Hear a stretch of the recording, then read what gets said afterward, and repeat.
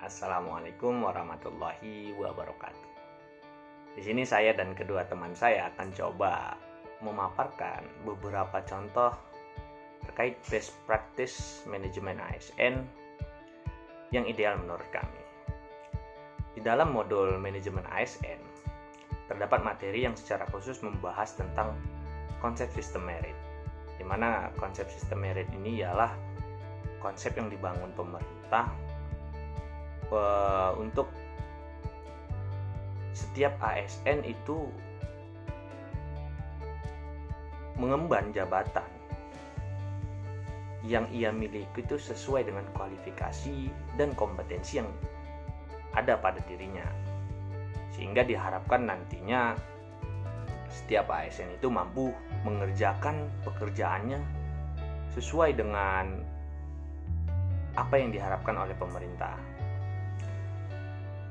Untuk konsep sistem merit ini dari awal sampai akhir itu sudah jelas digambarkan di dalam modul ini, di mana dari awal itu dari pengadaan aparatur sipil negara sekarang ini dan beberapa tahun belakangan sudah mengenakan yang namanya sistem CAT, di mana sistem CAT ini dia mengutamakan sisi transparansi dan keadilan.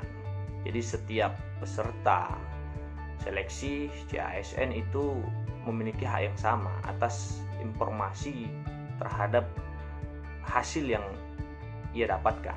Jadi diharapkan nggak ada lagi yang namanya wah kalau mau jadi ASN tuh harus punya orang dalam, harus ini, harus itu.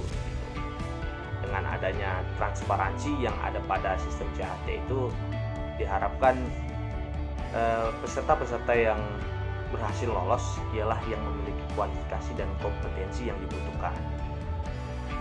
Kemudian yang kedua, dari video yang ditampilkan ini memperlihatkan bagaimana setiap ASN memperoleh jabatan itu sesuai dengan kompetensi, kualifikasi, dan persyaratan jabatan yang akan diampu tersebut. Nah, itu harus sesuai. Tidak ada lagi yang namanya pemberian jabatan kepada seorang ASN itu berdasarkan pada penilaian subjektif. Sekarang sudah penilaian itu berdasarkan kompetensi, kualifikasi, dan persyaratan itu harus semuanya terpenuhi apabila ingin menempati jabatan tertentu. Kemudian yang di video ketiga ini memperlihatkan tentang proses mutasi, kemudian promosi yang ideal menurut konsep sistem merit ini ialah mutasi itu dilakukan dengan mempertimbangkan kompetensi, kualifikasi, kemudian kebutuhan terhadap suatu instansi. Jadi nggak bisa sembarangan lagi untuk mutasi, nggak bisa baru 2 tahun lulus menjadi seorang PNS kemudian mengajukan pindah. Nah, itu sekarang sudah banyak rules ataupun aturan-aturan yang harus dipenuhi apabila ingin melakukan mutasi. Kemudian untuk promosi juga ini sekarang harus sesuai dengan penilaian kinerja, tidak lagi penilaian terhadap sisi subjektif seorang ASN.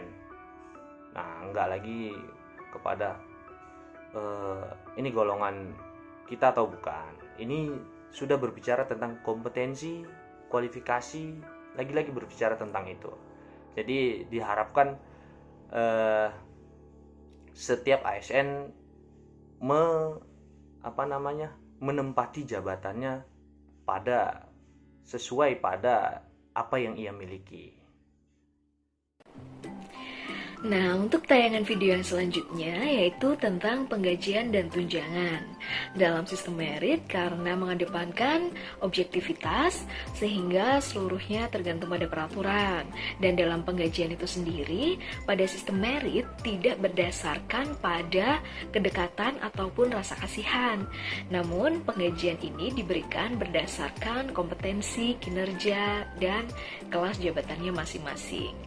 Nah, untuk gaji itu sendiri terdiri dari gaji pokok, sedangkan untuk tunjangan itu terdapat tunjangan kinerja, tunjangan keluarga, tunjangan jabatan, dan tunjangan pangan. Dan untuk lebih jelasnya tentang penggajian dan tunjangan ini telah diatur dalam peraturan pemerintah. Nah, untuk video yang sedang tayang berikut mengenai penghargaan. Nah, PNS yang menunjukkan kesetiaan, pengabdian, kejujuran, kedisiplinan, kecakapan, dan prestasi dalam mengerjakan tugasnya dapat diberikan penghargaan. Penghargaan tersebut dapat berupa tanda kehormatan, kemudian kenaikan pangkat istimewa, kemudian kesempatan prioritas untuk pengembangan kompetensi, kemudian kesempatan untuk hadir dalam acara kenegaraan, dan tentunya ketika menganut sistem merit ini, penghargaan yang diberikan tidak berdasarkan pada kedekatan ataupun rasa kasihan. Penghargaan ini tentunya diberikan berdasarkan dengan kompetensi dan penilaiannya sangat objektif.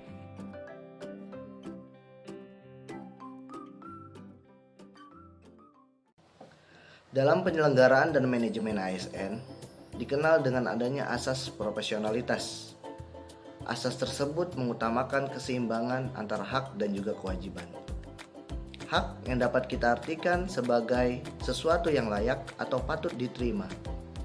Dalam video ini, kita menyaksikan Bapak Presiden Republik Indonesia, Bapak Insinyur Joko Widodo, dan juga Menteri Keuangan Republik Indonesia, Ibu Sri Mulyani, menegaskan akan adanya pemberian hak dan jaminan kepada para aparatur sipil negara, di mana hak dan kewajiban tersebut telah tercantum dalam Undang-Undang Nomor 5 Tahun 2014 Pasal 21 sampai 24 tentang aparatur sipil negara.